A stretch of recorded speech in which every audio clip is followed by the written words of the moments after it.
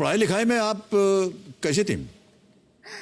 Sir मैं वो जो थोड़े से अनोइंग बच्चे होते हैं ना, फ्रंट बेंचर्स, पहले ही हाथ खड़े थे, टीचर के क्वेश्चन बोलते सारी कि मेरे को आता है, मेरे को आता है। वैसी थी हाँ? मैं कुछ उस टाइप की थी। तो आपसे हमने तो सुना था कि आप एकदम पीछे बैठा करती थी नहीं सर, बदमाशी आपको कर गलत सुनाया जिसने सुनाया। मैं फ्रंट बेंचर थी। मतलब पढ़ाई का शौक था मुझे कोई कभी पेरेंट्स ने पुश नहीं किया था कि यही करना है या वो नहीं करना है। मेरे को पसंद था पढ़ना, अपनी मर्जी से मैंने साइंस चूज किया था क्योंकि मैथ्स और फिजिक्स का बहुत शौक था, और उसके बाद इंजीनियरिंग भी अपनी मर्जी से की है क्योंकि जेन्युइनली मुझे पसंद था। लेकिन उसका उपयोग तो आपने किया नहीं। हाँ सर, अभी क्या बताए, डेस्टिनी हैज इट। इंजीनियरिंग की पढ़ाई खत्म करने के बाद इन्फोसिस में मेरी जॉब प्लेसमेंट हो चुकी थी। इन्फोसिस में? हाँ जी, कैंपस प्लेसमेंट हो चुकी थी। मेरे को कैट दे के MBA करना था। पहले अटेम्प्ट में कुछ 88 परसेंटाइल आए थे मेरे, और मुझे लग रहा था मैं कर सकती हूँ उससे बेटर।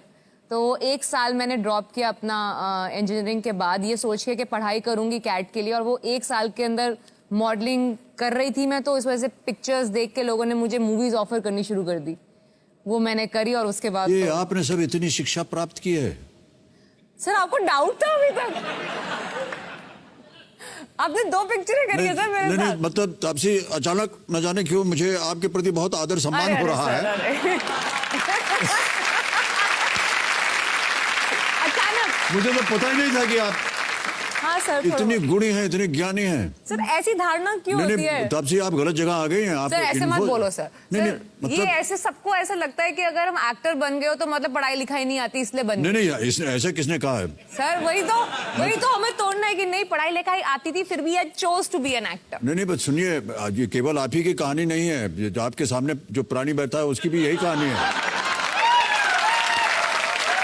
हमने भी डॉक्टर साहब, हमने भी अब क्या हम आपको बता रहे थे ना, हमारे जमाने में लोग कहते थे ग्रेजुएट होना बहुत जरूरी है, तो ग्रेजुएट के लिए सब लोग दौड़ते थे। तो हमने भी BSc किया है, फिजिक्स केमिस्ट्री मैथ्स। अरे वाह। और सर आगे बोलते हुए थोड़ा सा मैं झिझकता हूं क्योंकि जब फाइनल आया तो उसमें फेल हो गया।